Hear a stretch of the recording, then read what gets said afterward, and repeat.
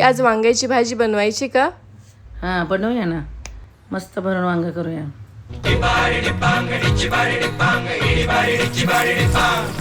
काळी माती निळ पाणी हिरव शिवार, ताजा ताजा माळव्याचा हुईला या भार. ज्वानीच्या या मळ्यामंदी पिरतीच पाणी, बघायला कवतिक आलं नाही कुणी. मळ्याला या मळेवाली भेटलीच नाय, आगराने माझ्या मळ्यामंदी घुसशील काय.